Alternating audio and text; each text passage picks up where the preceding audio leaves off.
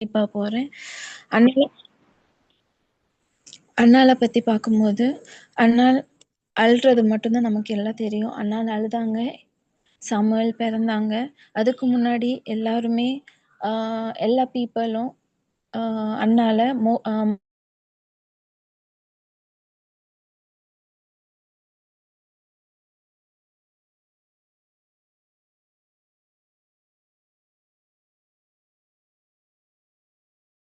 ஆனா சத்தம் வரல. எப்போ ஒருத்தவங்களுக்கு சத்தம் வராது தெரியுமா? ஒருத்தவங்களுக்கு இருதயத்துல ஃபுல்லாவே துக்கம் தான் இருக்கு. ஆனா சத்தம் வரல. இது எப்போ எனக்கு தெரிஞ்சுச்சுன்னா, முன்னாடி நான் வாசிக்கும்போது எனக்கு புரியல. அவங்க அழுது பிரேயர் பண்ணாங்க. ஆனா ஒண்ணுமே சத்தம் வரலன்ட்டு பைபிள்ல இருக்கும்போது, நான் யோசிச்சு பார்த்தேன். அது எப்படி அவங்களுக்கு சத்தம் வராம இருக்கும்? ஏங்கி ஏங்கி அழுதாலுமே, ஏதாவது ஒரு சத்தம் வருமே! ஏசப்பாவாவது சொல்லணுமே! ஏதாவது ஒண்ணு. அவங்க சொல்லணுமேன்னு சொல்லிட்டு, நான் என் இருதயத்துல யோசிச்சுட்டே இருந்தேன். ஒரு நாள் எனக்கு இது கொஞ்சம் கஷ்டம் எல்லாம் வரும்போது தான் நான் அழுதேன். சத்தமே வரல. அ வார்த்தையும் வரல. அழுக மட்டும் தான் இருந்துச்சு. அழுதுகிட்டே இருந்தேன். ஆனா வரவே இல்ல. வார்த்தையே வரல. அப்பதான் எனக்கு தோணுச்சு, அண்ணாளுக்கு எவ்ளோ துக்கம் இருந்திருக்கும்ல மனசுல. ஏன்னா சத்தமே வராத அளவுக்கு அவங்க அழுதுருக்காங்கன்னா, டீப் ஸ்டேஜ் ஆஃப் டியர். அவங்க இருதயம் நொறுங்கிடுச்சு. அ ஒண்ணுமே இல்ல. ஷி ஹேஸ் நோ சோர்ஸ் தான். யாருமே இல்ல. எல்லாருமே ஏளனமா பேசுறாங்க. எங்கேயுமே முடியாது. அவளோட சிச்சுவேஷன எக்ஸ்ப்ளைன் பண்ண முடியாது. எக்ஸ்ப்ளைன் பண்ணானா, "நீ தான் தப்பு. உனக்கு தான் குழந்தை குடுக்கலன்ற" மாக் பண்ணிக்கிட்டே இருப்பாங்க. ஸோ எங்கேயும் போய் அவளோட சிச்சுவேஷன எக்ஸ்ப்ளைன் ஏன் ஒரு நாள் எக்ஸ்ப்ளைன் பண்ணலாமா? இப்போ ஒரு பெர்சன்ட்ட போறேன். எனக்கு ரொம்ப கஷ்டமா இருக்குன்னு ஒரு நாள் சொல்றேன். அதே பெர்சன்ட்ட இன்னொரு நாள் போறேன். எனக்கு இன்னும் ரொம்ப கஷ்டமா இருக்கு. அதே சிச்சுவேஷன எக்ஸ்ப்ளைன் பண்றேன். இன்னொரு நாள் போறேன். அதே சிச்சுவேஷன மறுபடியும் எக்ஸ்ப்ளைன் பண்றேன். ஆனா, அவங்க ஏன் இந்த பொண்ணு மறுபடியும் வந்து இப்படி எக்ஸ்ப்ளைன் பண்ணிக்கிட்டே இருக்கா? அவளால இது கூட ஃபேஸ் பண்ண முடியாதான்னு சொல்லுவாங்க. இதுதான் மனுஷன். இதான் அங்க அண்ணாளுக்கும் நடந்திருக்கு. அவ போய் எவ்வளோ தூரம் எத்தன பேர்ட்ட போய் பொலம்புனான்னு எனக்கு தெரியல. ஆனா எத்தன பேர்ட்ட போய் பொலம்புனாலும், அங்க நோ யூஸ் தான். எதுவுமே நடக்கல. ஒண்ணுமே நடக்கல. இதே யாக்கோப பத்தி பார்க்கும்போது, அவங்க தப்பு பண்ணிட்டாங்க. நெறைய தடவ தப்பு பண்ணியிருக்காங்க. சுயமா நான்ட்டு இருந்துட்டாங்க. He faces difficulties and fears. நெறைய டிஃபிகல்டீஸ் ஃபேஸ் பண்ணாங்க. ஃபியரும் அவங்க வாழ்க்கையில இருந்துச்சு. ஒரு நைட்டு ஃபுல்லா போராடுனாங்க தேவனோடு. அது மட்டும் இல்லாம அவங்களோட பேர் இஸ்ரவேலாக மாறிருச்சு. God changes his name to Israel. தேவன் அவனோட பேரையே மாத்துறாங்க. எப்படின்னா, அவங்களோட கேரக்டர் மாத்தல அந்த இடத்துல. "நீ உன்னோட கேரக்டர் சேஞ்ச் ஆகணும் இந்த இடத்துல யாக்கோபு. ஸோ உன்னோட கேரக்டர் இந்த இடத்துல சேஞ்ச் பண்றேன். இந்த இடத்துல உன்னோட இந்த இந்த ஒரு விஷயத்த நான் சேஞ்ச் பண்ணணும். இந்த இடத்துல அப்படியெல்லாம் அங்க போய் சொல்லல. இப்போதே நான் சொல்றேன், உன் பேரு யாக்கோபு இல்ல, இஸ்ரவேல்ன்னு சொல்றாங்க ஏசப்பா. அவ்வளோ வல்லவரா இருக்காங்க. அன்னாளோட அழுகைய களிப்பாக மாற்றுறாங்க. சாமுவேல் ஒரு பெரிய தீர்க்கதரிசி. சொல்லவே முடியாது. அவ்வளோ பெரிய தீர்க்கதரிசிய தந்தாங்க. அதே மாதிரி யாக்கோபு ஃபுல்லா போராடி போராடினதுக்காக அவங்களுக்கு கிடைச்சது பேரையே மாத்திட்டாங்க. "நீ இனிமே பழைய ஐடென்டிட்டி உனக்கு இல்ல. புதிய ஐடென்டிட்டி நான் தாரேன்ட்டு." அன்னாள பத்தி பார்க்கும்போது அதுல சில வசனங்கள் எல்லாம் இருக்கு. அது 1 10, 12, 13, 14 இதெல்லாம் பார்க்கலாம். அதுல அ ஏலிய பத்தி பார்க்கும்போது, அதுல அவங்க சொல்லியிருப்பாங்க, வெறித்திருக்கிறாள்ன்னு சொல்லியிருப்பாங்க. இங்கிலீஷ்ல எனக்கு தமிழ்ல புரியல. என்ன வெறித்திருக்கிறாளா? அப்படின்னா என்னன்ட்டு நான் பார்க்கும்போது, ஷி வாஸ் அ ட்ரங்க் ன்ட்டு ஏலி தாட் பண்ணாங்க. அவ குடிச்சிருக்கா. அவ ஏதோ மதுபானம் ஏதோ குடிச்சிருக்கா போல. ஏன்னா அவள்ட்ட சத்தமே வரல. குடிகாரி போல வாரா, அழுதுகிட்டே இருக்கா. ஏதோ பேசுறா. ஸோ அவங்க நெனச்சுட்டாங்க இவ குடிச்சிருக்கான்ட்டு. அதுல 14வது வசனத்த பார்க்கும்போது, stop making a drunken show of yourself. டைரக்ட்டா சொல்லிர்றாங்க Eli. "Stop making a drunken show of yourself." என்னன்னா, ஷோ காட்டாத. நீ குடிச்சிட்டு வந்து இங்க வந்து ஷோ காட்டுறதுக்கு இது ஒண்ணு வேற எதுவும் இல்லன்ற மாரி அவங்க பேசி விட்டுர்றாங்க. இதே மாதிரி நம்ம யோசிச்சு பார்த்தோன்னா, எத்தனையோ இடத்துல நம்ம அழுதுட்டோ, நம்ம ஒரு இடத்துல சில நேரம் ஸ்ட்ரென்த் இருக்காது. நம்ம கவலையில இருக்கும்போது, அ நமக்கு ஸ்ட்ரென்த் இருக்காது. அதுக்கப்புறம் நம்மளோட அந்த மைண்டும் ஒரு ஸ்டேபிளா இருக்காது. நம்ம எந்த பாதையில போறோம்னு நமக்கு தெரியாது. என்ன நடக்குன்னு நமக்கு தெரியாது. அதுதான் அண்ணாளுக்கு நடந்துட்டுருக்கு. அதுக்கு தான் எலி சொல்றாங்க. "Stop making a drunken show of yourself." எத்தனையோ இடத்துல என்கிட்டயுமே நெறைய பேரு கவுண்ட்லெஸ் பீப்பிள்ஸ் ட்ரங்க்ன்னு சொல்லல. ஆனா, அ ஸ்டாப் மேக்கிங் அ ட்ராமான்னு சொல்லியிருக்காங்க. ட்ராமா பண்ணாதன்னு சொல்லியிருக்காங்க. இதே மாரி தான் நெறைய பேர் நம்மட்ட, நீ போய் உன்னோட கஷ்டத்த சொல்லி மனுஷன்ட்ட அழுதன்னா, அவன் சொல்ற ஒரு வார்த்தை, ஒண்ணு குடிகாரின்னு சொல்லுவா, வெறித்திருக்கலான்னு சொல்லுவா, இல்லன்னா ஷோ காட்டுவேன்னு சொல்லுவாளா, ட்ராமா காட்டுறேன்னு சொல்லுவாங்க. இதே மாரி தான் எல்லா இடத்துலயுமே, எல்லா மனுஷங்களுமே நமக்கு வச்சிருக்கிற பேரு. நீ போயி ஒருத்தங்க கிட்ட பொலம்புனா, இதே இது அன்னாள் பொலம்புனாங்க. அதெல்லாமே நடந்துச்சு. ஆனா கடைசில என்ன செஞ்சுட்டாங்கன்னா, போய் தேவனுடைய சமூகத்துல உட்கார்ந்துட்டாங்க. "ஏசப்பா எனக்கு யாருமே இல்ல ஏசப்பா." எதுவுமே அவளுக்கு வார்த்தையே வரல. ஏதோ உட்கார்ந்து அழுதுகிட்டே இருக்காங்க. அதுக்கப்புறம் சந்தோஷமா போயிட்டாங்க. ஆனா அந்த சந்தோஷம் சும்மா வராது. Something she feel in her heart. ஏதோ ஒண்ணு அவளோட இருதயத்துல ஃபீல் பண்ணதுனால தான் அவளுக்கு ஒரு சந்தோஷம் அவளுக்கு கிடைச்சுச்சு. எப்போன்னா, தேவனுடைய சமூகத்துல ஏலி சொல்றதோ, யாரு சொல்றதோ அவ கேட்கல. அவளோட காதுலயே வாங்கிக்கல. நீ ட்ராமா காட்டுற, அது காட்டுற, இது எதுவுமே வாங்கிக்கல. ஆ எனக்கு ஒண்ணு நடந்துச்சு. என்னன்னா, நானு சில நேரம் கை ரொம்ப ஃபோர்ஸா தட்டுவேன். இது நான் சில நேரம் என்ன பண்ணுவேன்னா, எனக்கு கை தட்டும்போது சத்தமே வராது. அப்போ என்ன சொல்லுவாங்கன்னா, இவ சில பெர்சன் வந்தான்னா ஷோ காட்டுறா, இல்லன்னா அமைதியா இருக்கான்ட்டு. சில நேரம் நான் நிப்பேன். என்னால நிக்க முடியாம சில நேரம் முழங்கால்லயே இருப்பேன். நிக்க சொல்லுவாங்க. நான் முழங்கால்லயே இருப்பேன். அப்போ சொல்லுவாங்க, "ஆ ஓகே இந்த பொண்ணு நடிக்கிறான்ற மாரி." அ மீன்ஸ் பாவம் பாவம் பாவத்துக்காக நடிக்கிறான்ற மாரி சொல்லுவாங்க. நெறைய பேர் எனக்கு கிடைச்சிருக்கு. அப்போலாம் நான் யோசிச்சது ஒண்ணு மட்டும் தான். கை தட்டுவேன். என்னால முடிஞ்ச அளவுக்கு கை தட்டுவேன்.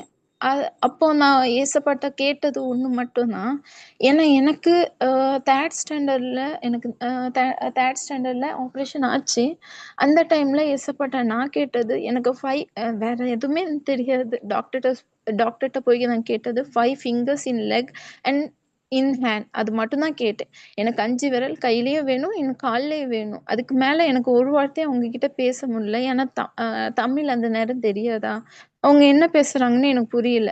ஸோ எனக்கு தெரிஞ்ச இங்கிலீஷ்ல இது மட்டும் தான் நான் சொன்னேன். 5 fingers in hand and 5 fingers in leg. ஆனா அது எனக்கு கிடைக்கல. ஆனாலுமே எனக்கு அது ஒரு அந்த நேரம் எனக்கு அ அவ்ளோ சந்தோஷம், அவ்ளோ வலி. காலு அவ்ளோ வலிக்கும். அ ஏன்னா ரொம்ப வருஷம் ஆயிடுச்சு அதுலேருந்து ரெக்கவர் ஆக. இன்னும் கூட ரொம்ப கஷ்டமா இருக்கும். அப்படி வலியில இருக்கும்போது கூட எனக்கு ரொம்ப சந்தோஷமா என்னன்னா, கட்டெல்லாம் போட்டிருப்பாங்க. ஒவ்வொரு நேரமும் அந்த அவுத்து ட்ரெஸ்ஸிங் பண்ணணும். அப்போலாம் எல்லாரும் எல்லாரும் கண்ணீரோட என் பக்கத்துல நின்னுட்டு இருக்கும்போது, நான் அப்படி கண்ணீரோடலாம் இருக்க மாட்டேன். ரொம்ப சந்தோஷமா இருப்பேன். சிரிச்சுக்கிட்டே இருப்பேன். என்னம்மா சிரிச்சுக்கிட்டே இருக்கேன்ட்டு.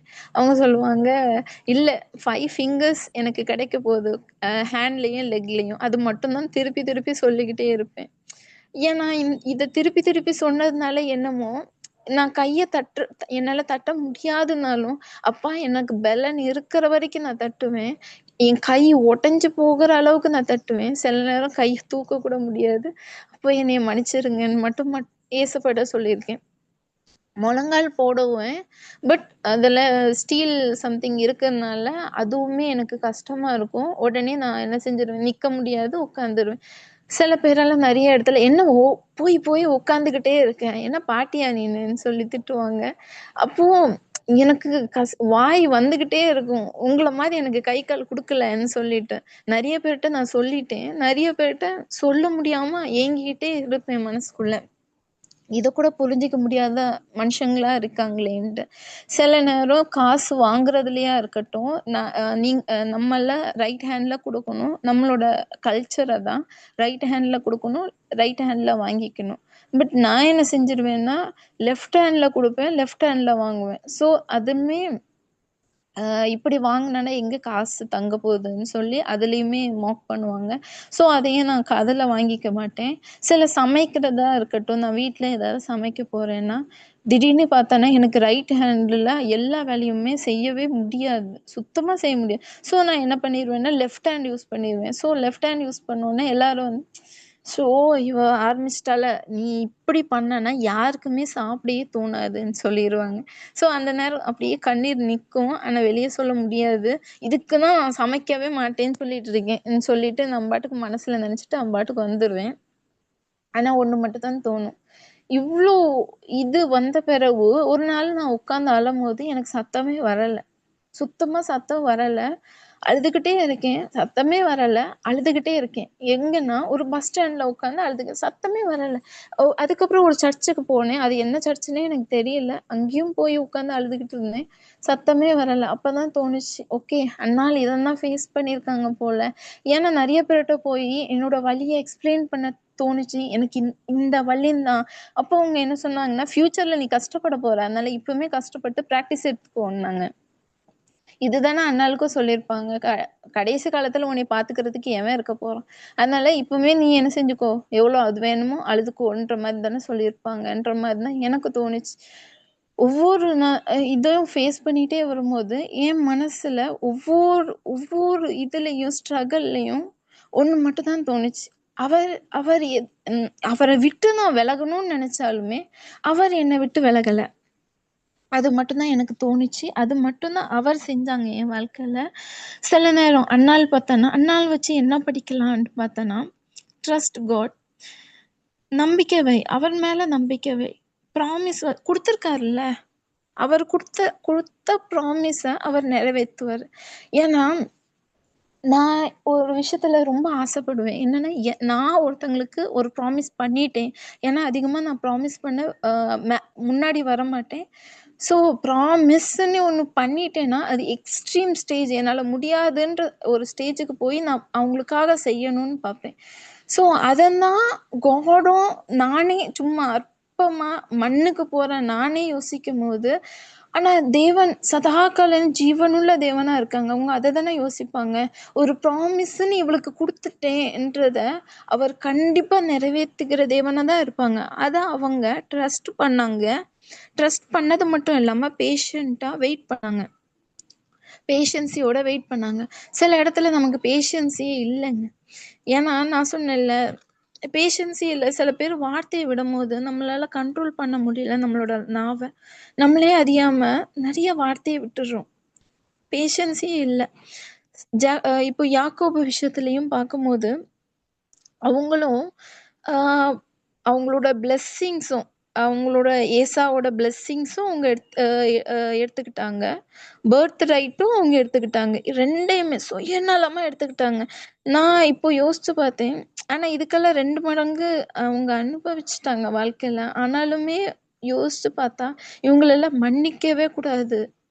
இப்படிப்பட்ட ஒரு தம்பிய எப்படி மன்னிப்பாங்கன்ற மாரி நான் யோசிச்சேன். ஆனா ஏசா மன்னிச்சாங்க. ஆனா ஏசா அந்த இடத்துல மன்னிக்கல. இந்த நைட்டு ஃபுல்லா அவங்க பண்ண ஸ்ட்ரகிள். அவங்க காடோட சண்ட போட்டது, அவங்களோட பேரு, ஐடென்டிட்டி மட்டும் மாறல. நீ யார் கூடலாம் சண்ட போட்டியோ, யாரெல்லாம் எகென்ஸ்ட்டா இருப்பாங்க, ஐயோ! இவங்க என்னைய தப்பா நெனச்சிருப்பாங்களா? அவங்கட்ட போய் நான் பேசலாமா? வேண்டாமான்ற ஒரு மனசுல இருக்கும் பார்த்தீங்களா? ஒரு ஏக்கம் இருக்கும். இவங்கட்ட போய் நம்ம எப்படி ஃபேஸ் பண்ண போறோம்? ஏன்னா இந்த பொண்ண, இந்த பையன நான் அவ்ளோ தூரம் பேசியிருக்கேனே, எப்படி நான் அவட்ட போய் அவ முன்னாடி ஃபேஸ் பண்ண போறேன்ட்டு நம்ம யோசிக்கும்போது, காட் சொல்றாங்க, "ஐ சேஞ்ச்ட் யுவர் ஐடென்டிட்டி." அது உன்னோட மட்டும் இல்லாம, உன்னோட சரவுண்டிங்கும்.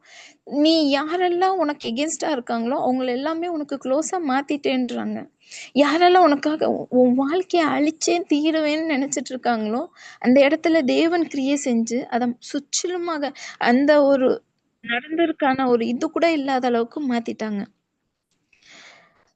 நம்ம ப்ரேயர் பண்ணணும். எப்போ தெரியுமா? அதான் ரொம்ப வலிக்கும்போது, ரொம்ப வலிக்குது. எனக்கு முடியல. சில நேரம் எனக்கெல்லாம் அந்த காலேஜுக்கு போகும்போது ரொம்ப தூரமா இருக்கும். என்னடா இவ்ளோ தூரமா நான் எல்லாரோட ஸ்பீடா நடப்பேன். என்னடி இவ்ளோ ஸ்பீடா நடக்குன்னு கேட்டா, ஸ்பீடா நடந்து பொத்துனி காலேஜ்ல போயி அந்த இதுல உட்கார்ந்தேன்னா எனக்கு உட்கார்ந்துருவேன். என்னால ஸ்லோவா நடந்தா எங்கேயாவது உட்கார்ந்துருவேன். காலேஜுக்கு வரணும்னா 10 மணி தான் ஆகணும். 9 மணிக்குள்ள நான் காலேஜுக்கு வரணும்னா, இவ்ளோ ஸ்பீடா வலிச்சாலும் பரவாயில்லன்னு ஸ்பீடா நடந்துட்டு வந்தா தான் என்னால முடியும். எனக்கும் கொஞ்சம் இதா இருக்கும்னு சொல்லி அந்த ஒரு பொண்ணுங்க கிட்ட நான் சொல்லுவேன். நெறைய பேர் கேட்டுருக்காங்க. அப்படி இருக்கும்போது நம்மளோட வலி கொஞ்சம் ஸ்பீடா நடக்கும்போது ரொம்ப வலிக்குமா? ஆனாலுமே நம்ம அத தாங்கிக்கிட்டோம்னா, அதுக்கான பலன் ஏசப்பா தருவாங்க. இதே யாக்கோபும் அப்படிதான். அ ட்ரஸ்ட்டு தான். நெக்ஸ்ட் எல்லாமே முடிஞ்சிருச்சு. எல்லாமே முடிஞ்சிருச்சு.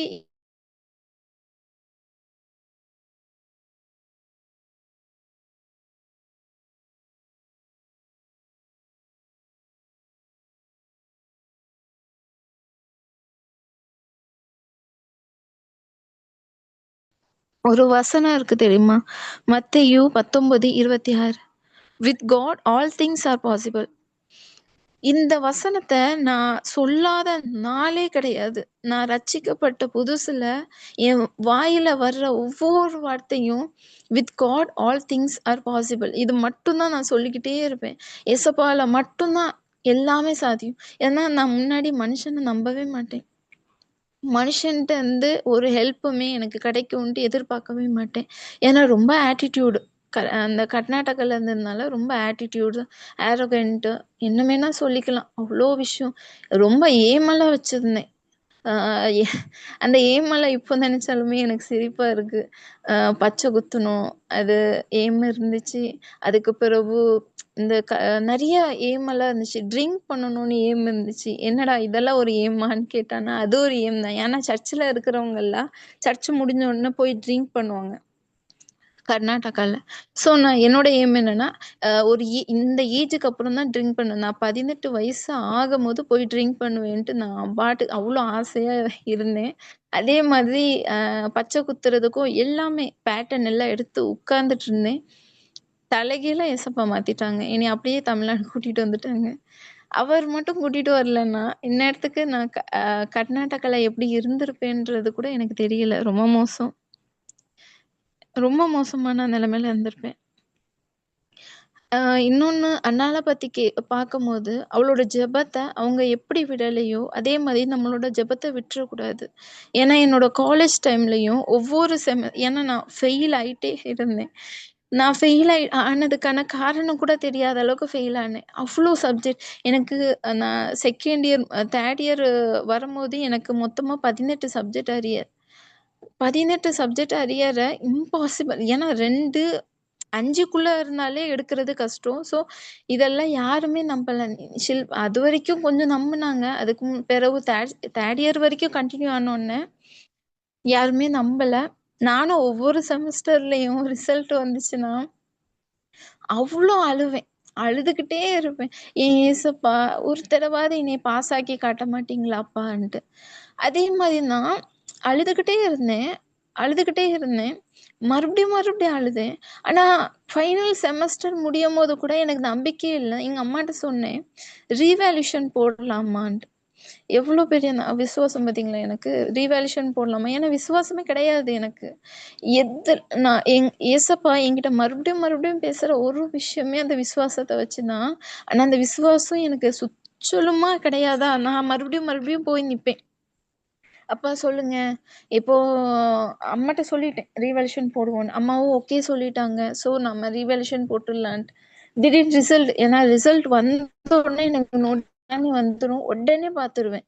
ஸோ உடனே அதே மாதிரி ஃபைனல் செமஸ்டர்ல பார்க்கும்போது தான் தெரிஞ்சுச்சு ஆல் கிளியர் பண்ணிட்டேன். ஆனா அதுக்கு முன்னாடி நான் நினைச்சது என்ன தெரியுமா? ஒருவேளை ஏசப்பா சித்தம் இல்லாம நான் ஃபர்ஸ்ட் செம்ல நான் சேரும்போது, இது ஏசப்பா சித்தம் தான். ஏசப்பா எனக்கு தந்ததுன்னு சொல்லி சேர்ந்தவா, போக, போக, போக, போக ஒருவேளை இது ஏசப்பா சித்தம் இல்ல. ஏன்னா சரவுண்டிங் எல்லாருமே சொன்னாங்க. இது ஷில்பா ஏசப்பா சித்தம் இல்லாம தேவையில்லாம போய் அட்மிஷன் போட்டுட்டு இப்போ படாத பாடுபட்டுட்டு இருக்கேன்னு ஆல் கிளியர் பண்ணுவியான்ற மாதிரி தான் எல்லாரும் கேட்டாங்க. எல்லாருமே கேட்டாங்க. என்னால தாங்கிக்கவே முடியலன்னா, ஆனாலுமே தேவன் வல்லவரா இருக்காங்க. சதா கால ரொம்ப வல்லவங்களா இருக்காங்க. ஏன்னா இந்த இந்த மே 27 நீ மறக்கவே கூடாதுன்னு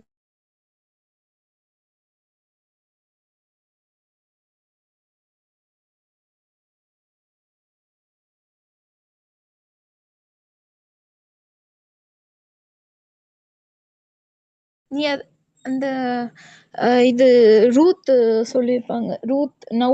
நவோமி சொல்லியிருப்பாங்க. இனிமே என்னைய மாறான்னு கூப்பிடுங்கன்ட்டு.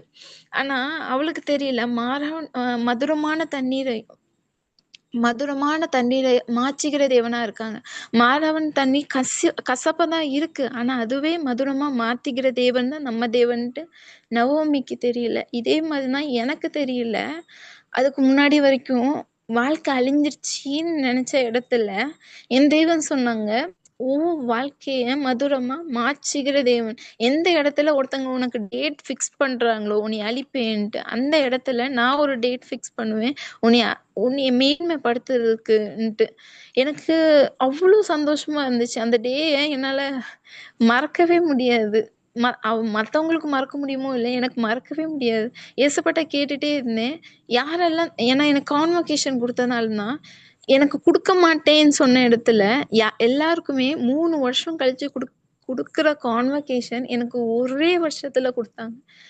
எங்கேயும் அவங்க காலேஜ்லயுமே கேட்டேன். புதுசா இருக்கு ஷில்பான்னு சொன்னாங்க. அதுதான் நம்ம தேவன். புதுசா நம்ம வாழ்க்கைய புதுசா மாற்றிக்கிற தேவன். பழசு இல்லைங்க. பழைய அற்புதம்லாம் இல்ல. இதுவரைக்கும் நடக்காத அற்புதம் தான் அந்த இடத்துல நடக்கும். நெறைய பேருக்கு சந்தேகம் இருக்கு. மீன்ஸ் என் வாழ்க்கையிலேயே பார்த்தோன்னா நெறைய சந்தேகம் இருக்கு. எனக்கே நெறைய விஷயம் இருந்துச்சு. இருந்துட்டே இருக்கும். இ அ இருக்காது. ஆனா அன்னாள் வாழ்க்கையிலயும் சந்தேகம் இருந்துச்சு. என் வாழ்க்கை அழுகந்தான் மதுரமா மாறுமா? இதே யாக்கோபு போராட்டம் தான். அதுவே களிப்பா மாறுமான்ற சந்தேகம் இருந்துகிட்டே இருக்கு. when nobody understands you God does. சில நேரம் மத்தவங்க உங்கள தெரிஞ்சுக்கிறதுக்கு ஒழுங்கா தெரிஞ்சுக்காம விட்டுருப்பாங்க. ஆனா அந்த இடத்துலயும் உங்கள ப்ராப்பரா தெரிஞ்ச ஒரே ஒரு தேவன் ஜீசஸ் மட்டும்தான். அதான் அங்க நடந்துச்சு. மத்தவங்கலாம் மிஸ் அண்டர்ஸ்டாண்ட் பண்ணிக்கிட்டாங்க அண்ணால. யாக்கோபையும் மிஸ் அண்டர்ஸ்டாண்ட் பண்ணிக்கிட்டாங்க தான். ஏன்னா அவங்க வைஃப் யாருமே இல்ல. நீங்க போங்க அங்க உட்காருங்க. நான் போய் தனியா வாரேன். அவ்வளோதான். வாரேன்னு சொல்லிட்டு போயிட்டாங்க. அங்க போய் பார்த்தா நைட்டு ஃபுல்லா யுத்தம் நடக்குது. அதே யாரோட ரெஸ்லிங் நடக்குது காடோட. இதே மாதிரி தான் நம்ம நெறைய நேரம் நம்ம ரெஸ்லிங் நடந்துட்டே இருக்கு. நெறைய பேரோட. நீங்க நினைச்சிட்டு இருக்கீங்க. ஆனா நம்ம ரெஸ்லிங் யார் கூட இருக்கணும்னா காடோட மட்டும்தான். அப்ப your struggle has a purpose. எல்லா ஸ்ட்ரகிளுக்கும் என் அப்பா இறந்துட்டாங்கன்றது என்னோட பெரிய ஸ்ட்ரகிள். ஆனா அதே ஸ்ட்ரகிள்ல நான் இப்ப யோசிச்சு பார்த்தேன்னா, எங்க அப்பா இறக்கலன்னா இயேசுன்றது யாருன்னே எனக்கு தெரிஞ்சது. இயேசுப்பாவ நான் அவர ஒரு பொருட்டா கூட ஏன்னா எங்க அப்பா அப்படி நினைக்கல. அவர ஒரு பொருட்டா கூட நினைக்கல. அதனால நானும் நினைச்சிருக்க மாட்டேன். ஆனா அவங்க இறந்தது ஒரு நல்லது. ஏன்னா அவங்க இறக்காம இருந்திருந்தான்னா, நான் காலேஜுக்கு போகும்போது, அப்பா இந்த நிழல் என்னோட வருவது போல, நீங்களும் என் கூடயே இருங்க அப்பா.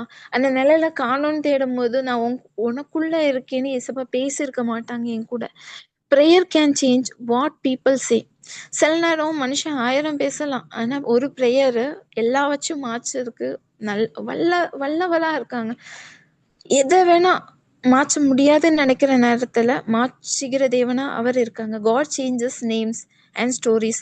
சில நேரம் உன்னோட ஸ்டோரி எல்லாம் மாறவே மாறாதுன்னு சொல்ற இடத்துல காட் முற்றிலுமா நம்மளோட ஒரு டிரான்ஸ்ஃபார்மேஷனாவே ஆக்கிருவாங்க.